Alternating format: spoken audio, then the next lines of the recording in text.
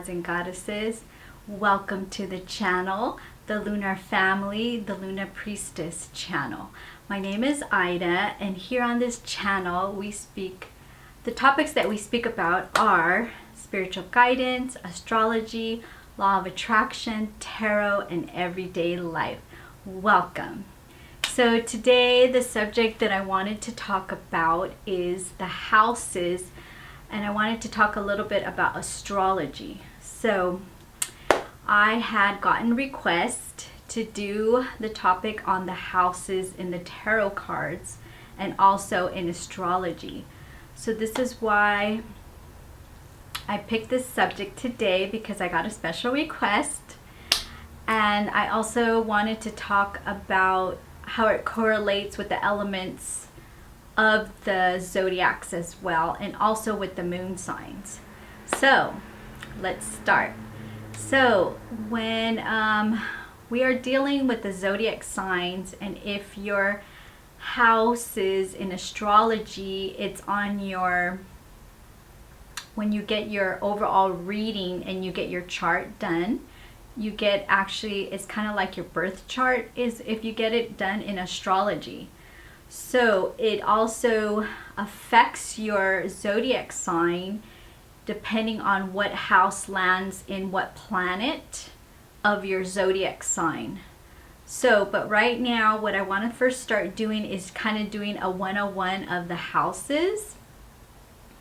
So the houses, the number one house is house 1, and this is new beginnings, birth, self, and identity. This is in the first house. The second house is resources, possessions, money. The third house is based on communication, your family, siblings, and also learning or even picking up anything new to learn. The fourth house is about home, family, your origin, where you come from. The fifth house is creativity, romance in your life. It could be also possibly children, or if you are going to be having children. The sixth house is based on your routines in your life, your health routines, just your overall general life. The seventh house is relationships, partnerships, marriage. The eighth house is based on transformation, intimacy, and also if you're in a relationship or a partnership, shared possessions. Ninth house is adventure, travel, and if you're seeking for higher education, or if you're going to be going to higher education. The 10th house is achievements, career, reputation. The 11th house is friendship, communities.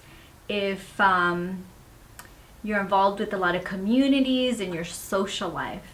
The 12th house is services, self-sacrifices made, or exclusion. Like if you want, it's kind of like a hidden house where you're more to yourself and you need alone time and you just need to ground yourself and be with yourself.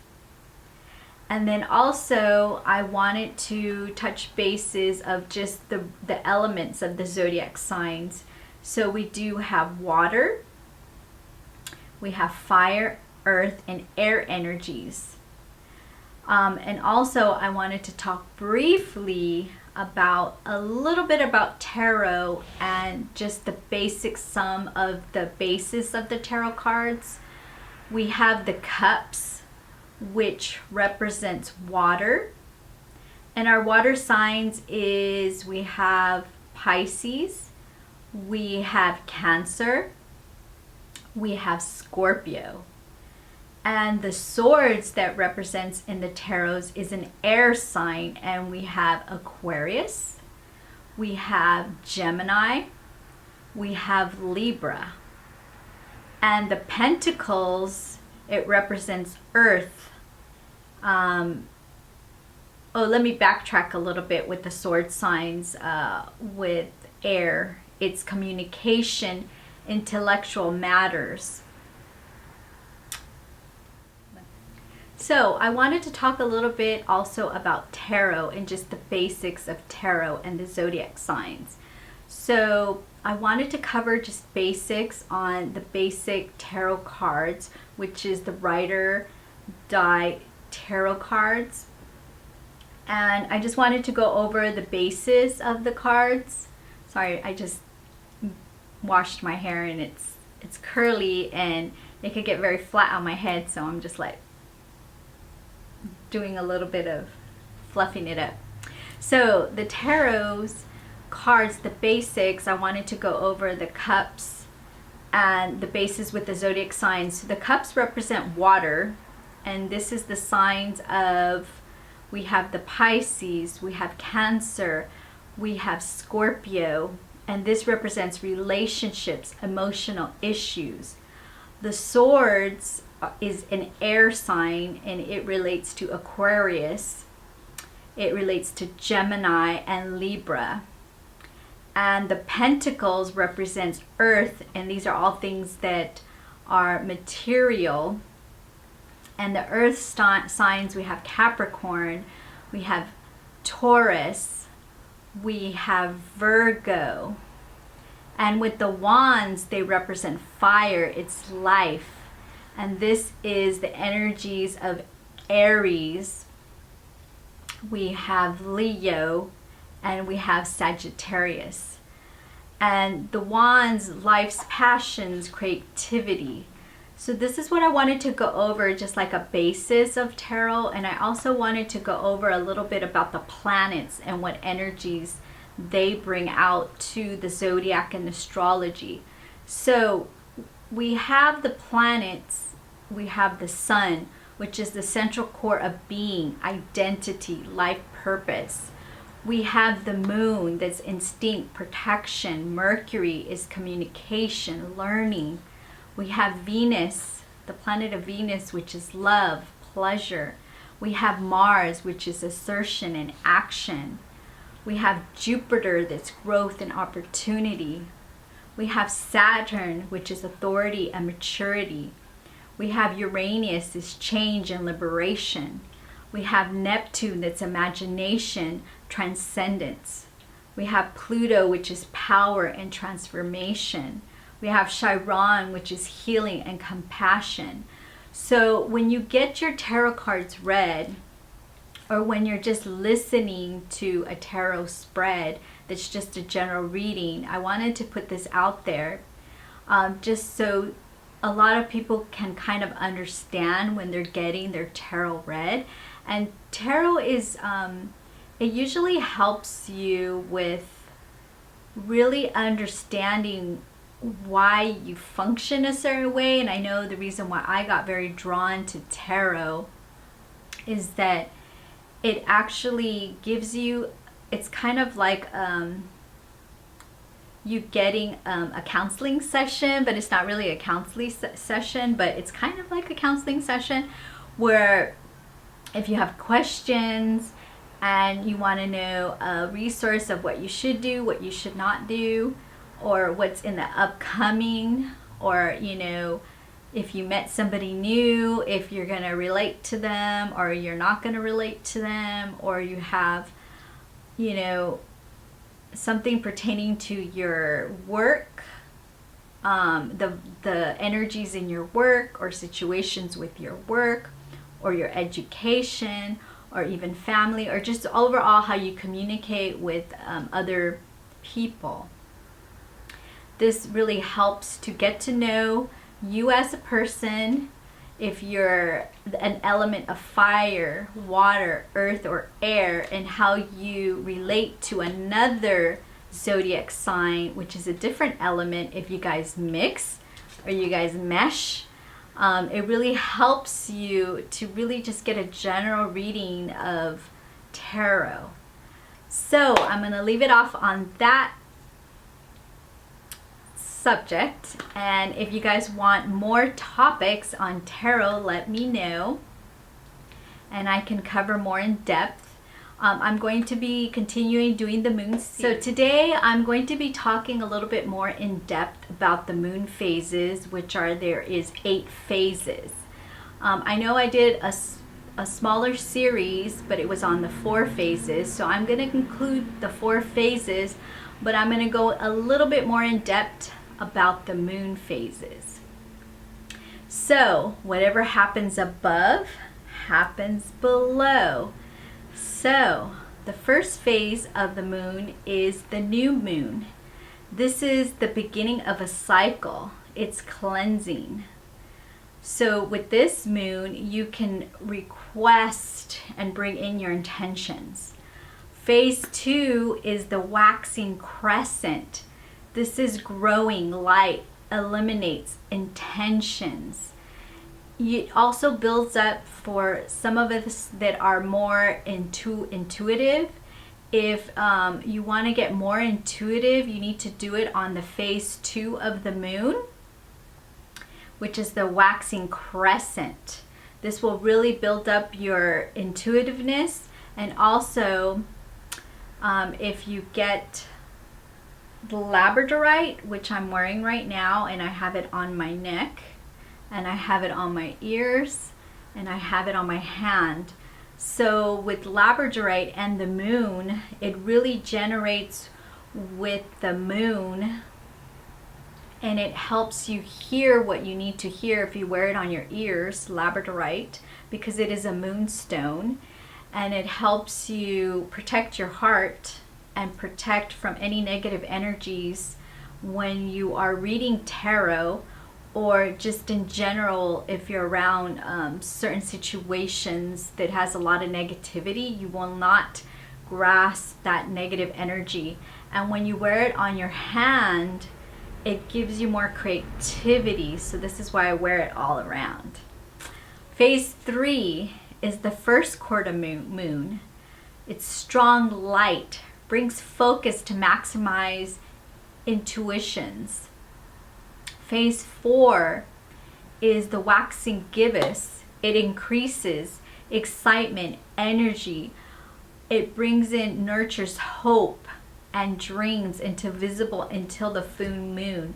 So the waxing gibbous is actually, it starts enlarging until the full moon is present. The full moon, phase 5, is energy. If you want abundance, you want to do gratitude also for the time of cleansing and letting go. So when you want to bring in abundance and you want to bring in manifestation, you really need to focus also with the moon, the energies of the moon. You have to do gratitude. You have to be grateful to be able to bring in the good energies of the universe, and the universe will give it to you. Phase 6, the waning gibbous, it's on reflection, learning, refining based on lessons learned. So phase 6, the waning moon, you can also get rid of anything that no longer serves you, but it's also a time to reflect on anything that you've learned or no longer serves you anymore. This is the time that we need to do it on the waning gibbous, the phase 6 of the moon phases. Phase 7 is this third quarter moon, acknowledge and release. So you should acknowledge and you should release at a time of forgiveness. So the phase 7, the last third quarter moon, is a time to really recollect and to do forgiveness of others. Phase 8 is the waning crescent or balsamic, end of the cycle. This is time to renewal and inward, a reflection in thoughts and darkness as a new cycle begins.